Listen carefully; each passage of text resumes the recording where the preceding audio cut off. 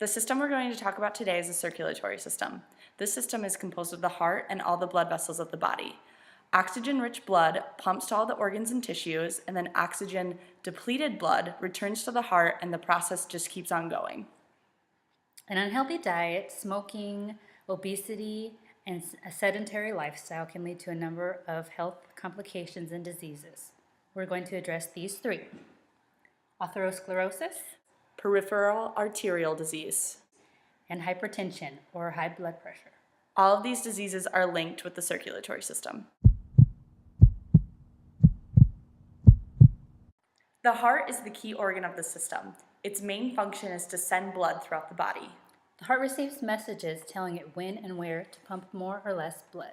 For example, when sleeping, the heart pumps less blood. This is to provide the body with a lower amount of oxygen so it can rest. And when exercising, the heart pumps faster to provide oxygen throughout the body. Atherosclerosis is the underlying cause of coronary heart disease. Arteries near the heart become blocked with lipids, white blood cells, and debris.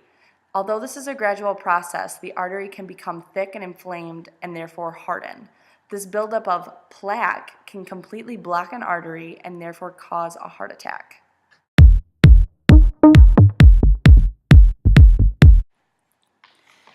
We're now going to demonstrate what happens in a clear artery. Here we have our makeshift red blood cells, and as they travel through an artery, you can see that there's no blockage, nothing's wrong. This is a healthy artery. Here we go.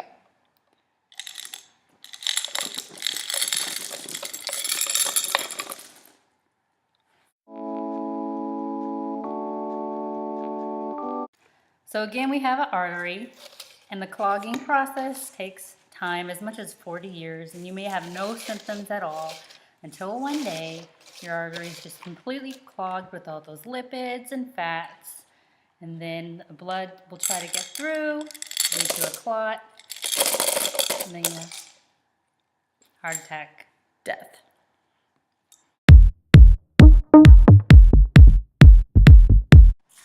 EPCs, or endothelial progenitor cells, are cells that are immature and made in the bone marrow, and when you exercise, you produce more and more of these.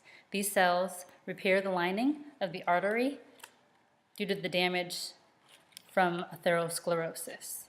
Atherosclerosis is also helped with nitric oxide.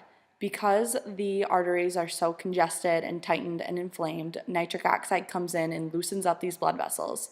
This can be accomplished through exercise, such as anything cardio-related, riding a bike, jogging, or walking. The next disease that we're going to talk about is peripheral arterial disease.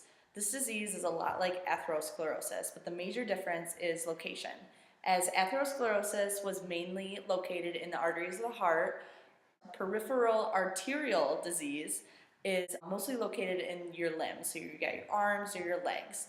Complication can occur with this disease, and this is the extreme pain that you feel when your arteries get that plaque buildup and your arteries are clogged. So you can feel tired, your limbs will feel heavy, and just all around pain, just major pain. So with peripheral arterial disease, the same risk factors applies with atherosclerosis, the sedentary lifestyle, the unhealthy diet, and those kinds of things.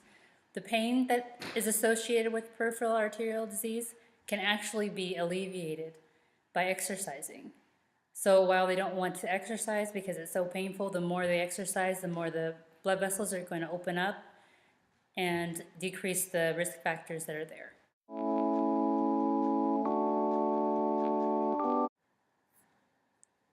The last disease we're going to talk about today is hypertension. This is also high blood pressure. So normal blood pressure is less than 120 over 80. It's high when it's 140 over 90 or anything above that.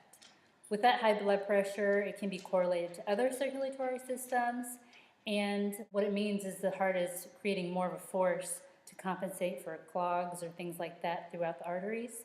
And this can weaken the arteries and lead to damage and breakage. So it shouldn't be any surprise to anybody that high blood pressure or hypertension can be reduced through exercise. A lifestyle of physical activity can seriously reduce someone's hypertension. Just walking or jogging just twice a week for 30 to 35 minutes, you'll really start seeing results, especially if you do this for up to a year or so. High blood pressure can then be reduced by a mean of 13/12. Any reduction of high blood pressure is called hypotension, but the question is, what is significant? According to ACSM, a reduction of 2 millimeters mercury can make significant results. 2 millimeters mercury reduction can go as far as reducing stroke by 14% and coronary artery disease by 9%. In summary, if you exercise regularly, you won't develop these diseases of the circulatory system. Aerobic exercise will also have a reverse effect on the diseases and the damage that they cause.